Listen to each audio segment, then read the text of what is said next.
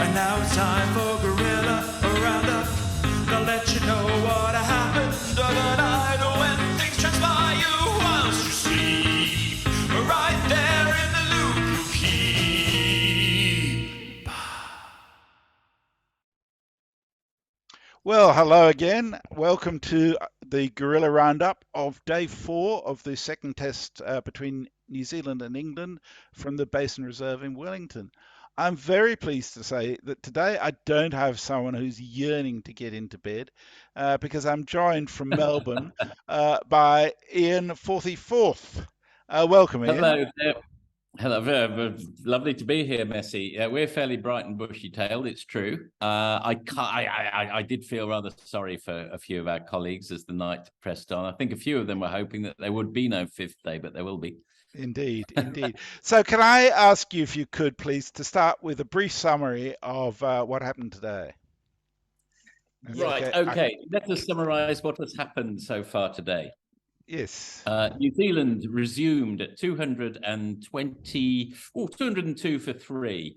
And the first session was fairly evenly balanced. New Zealand lost the wickets of Nichols and an aggressive Mitchell, which saw them through, as I say, fairly evenly balanced first session. Then came the major stand of the day with Blundell and Williamson taking the score onto 455. At which point the magic arm of Harry Brook appeared and got Kane Williamson, who was looking in no difficulty at all and just scored a century. A little brush down the leg side set him on his way, and Harry Brook got his first wicket in Test match cricket.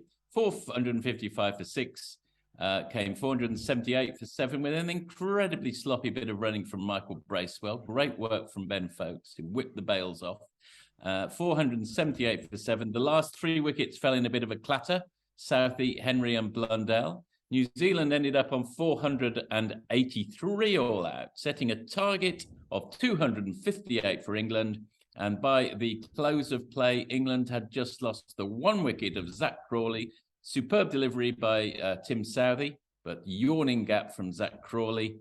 He was out for 24. The night hawk on this occasion was not Stuart Broad, but Ollie Robinson. England finished on 48 for 1, so chasing 210 on the further 210 on the 5th day. England very much in the box seat, but New Zealand not out of it yet, Messi. Thank you, Forthy. That was beautifully done, if I may say so. Oh, thank you. So, if we go back to the start of the day, I have to say that in the course of the day, I didn't have to sense it. Bear and Hendo were getting very frustrated and basically saying they were being bored out of this because the wicket was so flat. But so New Zealand lost 7 wickets. England's lost 1. Talk about the wicket a bit, if you would, in terms of your assessment of it. Yes, well, I don't think the wicket has played any differently, seemingly, than any previous Wellington wicket. If we go back 10 years, Brendan McCullum's famed triple century was scored in the 3rd innings of the match on this very ground, and it was accompanied by 2 other centuries. But I think one of them was by Henry Nichols from memory. I could be wrong there. And they amassed a massive score. Yes, they did. But this is a pitch which plays very much in reverse. Not all test pitches have to play the same way around the world. And this one adds interest by starting off with more spice in it and gradually flattening out.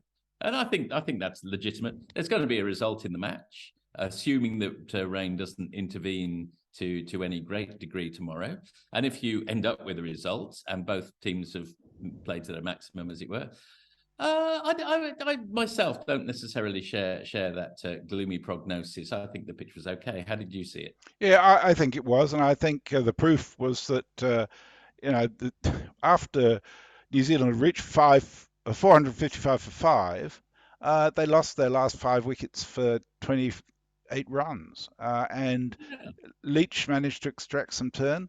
I think fair to say that Kane Williamson was suckered into a strangle to Brook, and as you say, Bracewell was a shocking run out where his leg and his bat were already well over the crease but not grounded. But yeah, I think there's, it's a fairly standard Antipodean wicket, frankly. You'd I see, would say so. yeah, And I'd say I'm not one who uses the term doctored, because very occasionally you'll see a ridiculously prepared pitch. I think India, on occasion, have been culpable of preparing pitches that are overly specific. Put it that way. I won't say doctored, but this is not one of those. Hmm. This is not a pitch which has been prepared with any malice aforethought, and it's certainly not one that isn't going to get a result. And we want 5 days of Test cricket. We don't want every Test match to be over in 3 days. I agree with you. It's a pretty standard Antipodean wicket. Yeah. Now, let's talk a bit about Kane Williamson. 132 he scored before that strangle at a strike rate of 46.8, which is not unreasonable. Do you see him as being back into the Kane Williamson of old, or? I think what tends to happen with these players as they come slightly towards the end of their careers is, once they're in and they get to 20 or so, then all the cogs Yeah. begin to get back into action. It just seems to happen slightly less frequently as the years go on.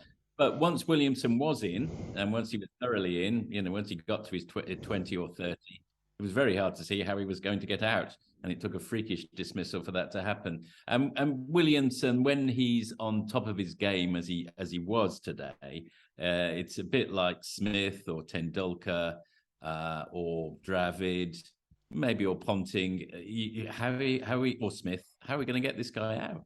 Yep. Yeah. And he was with Tom Blundell, who, is a wicketkeeper, decent wicketkeeper with an average of 44 in Test matches. That's a very handy thing to have, isn't it? Well, absolutely. It can't be stated often enough that this New Zealand have come slightly off the boil, and with a small country of only 4 or 5 million people in it, you cannot expect them to produce a superbly high quality team year after year after year. There will always be dips, but this batting lineup, all of them still, I think, averaging over 40, 1 or 2 of them towards 50. It is one of probably the all-time best New Zealand batting lineup. It's very rare that you get an entire lineup.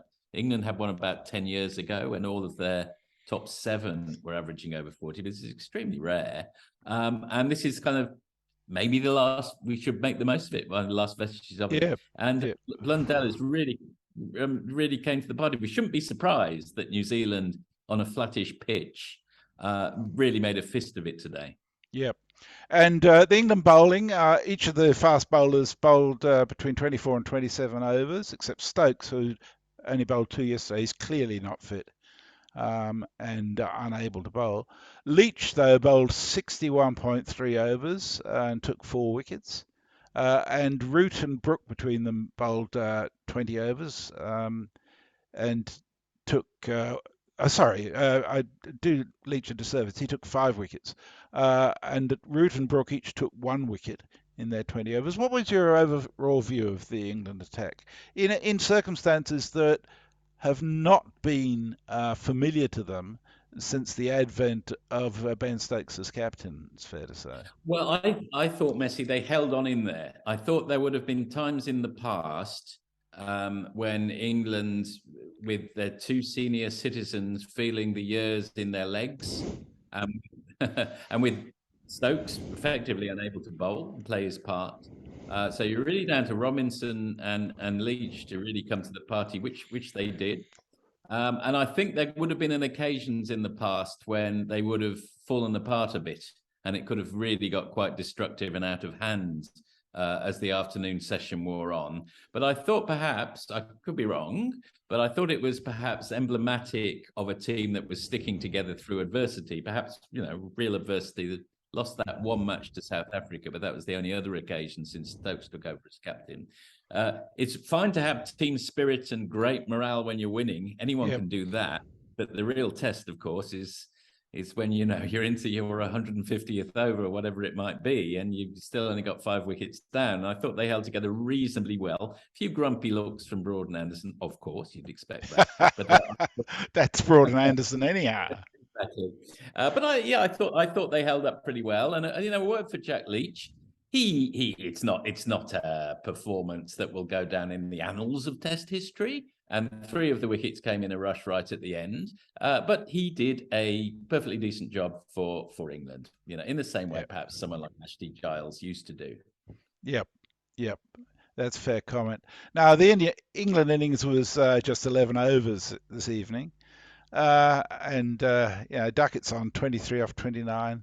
Robinson as night watchman is 1 off 7. Do we need to talk about Crawley? We need to talk about Zach. Well, look, first thing to say, great ball from Southey. Yes. There would have been a lot of players out at that juncture because it was an off cutter that just clipped the very, very edge of the top of off stump. So maybe counted himself a tiny bit unlucky. But what was not unlucky was the huge chasm between bat and pad. I mean, he just did not get his pad in line. There is no sign of Zach improving the technical side of his game. If there was, then justified in sticking with him. There isn't. So I think very, very serious questions must now be asked. Yes, I think that's fair. The one thing that does strike me is not dissimilar to what happened with Joe Root. Joe Root, for a while, seemed to me to be betwixt and between as to whether he should be playing, fast-scoring cricket or just do what's worked for him so well. And this Test match, he came back into his body and he was Joe Root and played as we know he can. Seems to me Zach Crawley, if he is a good opener, and I'm not sure that he is an opener who's by nature not going to be scoring fast. And I just sense that he feels uncomfortable in that role in this team, and that he was playing shots that were, any judicious opener would not normally play at all. I just don't think he fits the mold at all for them while he's doing that. No, it's been a puzzle that has not been solved since the demise of the Cook-Strauss partnership, and it shows no sign of resolution even yet. Ben Duckett 2.0, yes. Yes. I'm sure they will stick with him for the Ashes. Not perfect, but as close as we've got to what we would regard as the more aggressive style of modern opener, but technically fine. Technically okay, not perfect, but fine.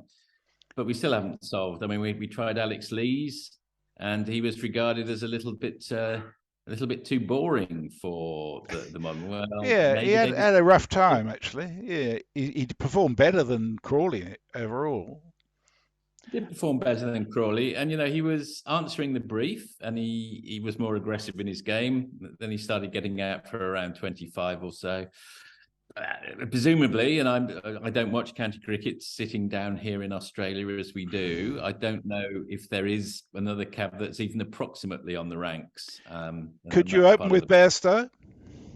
Well, I think 7 into 6 doesn't go. And the obvious thing to do is going to be to say to one of Bairstow or Root or Brook, would you mind opening? And it'll probably be Bairstow. Yeah. Root tried it before, really doesn't like it. Why muck around with Brook when he's in the form, all-time great form? Let's not muck around with that just yet. So I would imagine Bairstow's coming to the end of his career, say, you're welcome back, Johnny, but we've got a special job for you. Right. So the state of the game, England need another 210 runs. There's a possibility in the forecast of some showers tomorrow morning, but it looks like it'll fine up anyhow. What's your prognosis from here? England, I would say probably 2 matches in 3, or maybe 3 matches in 4. England will win from here, but that doesn't rule New Zealand out altogether. If Bolt and Jameson were playing, I would say this is on a knife edge. They're not. And once you get through Southey and once you get through Henry, there is a very third string, second string kind of feel to the attack after that. Yes. They may not get lucky, but all the edges may go their way, and there might be the odd catastrophe along the way, and suddenly England are 150 for 5 and everything's up for grabs. England do have a longish tail, which starts more or less at 8 with Stuart Broad, so that's something for New Zealand to focus in on. But can they get that far? We'll see tomorrow. Yes, well, with who's the night watchman? Robinson as night watchman, then Broad will presumably come in at 9. Yes, that's true. Yeah, with just Leach and Anderson to follow him. And night watchman scoring runners is possibly the most annoying thing for a fielding team to occur. Yeah. Last week it's down to night watchman compiling major scores. Absolute nightmare, aren't they, for a fielding team? Absolutely. Ashton Agar, Alex Tudor, John Snow back in 1966, I think. And Jason Gillespie, of course. Jason Gillespie, most famously of all, absolutely. Yes. Well, I just want to say thank you very much, Forth. There's a couple of things I want to cover. The first is the Guerilla of the day, and without a doubt, that has to be Jacob Jaffa, because the poor lad, he's 24 years old, he's doing an excellent job on commentary, and someone who should remain nameless refers to him as a 30-year-old in a 90-year-old body. I think anybody who receives that sort of abuse has to be nominated as Guerilla of the day, because he took it in such good humour. He did indeed, and for a man who's going to live in the Isle of Man as well. We need all the help he can get. And the tweet of the day actually relates indirectly to him as well, because he broke it to us that his father-in-law, potential father-in-law, he's engaged, actually passed away 15 years ago. So he won't have a father-in-law to hold a shotgun, as it were. And he broke that to us, whereupon the bear said, sweet. And Mayank tweeted in as our tweeter of the day to say, upon hearing of the death of the would-be father-in-law, I love how both messages shows sympathy, while the Hoff bear chimes in with sweet at the same time. Radio gold there. So thank you, Mayank. You definitely are our tweeter of the day. Thank you very much, Ian, in Melbourne. And we'll see you again tomorrow night with England chasing another 210 runs for victory tomorrow.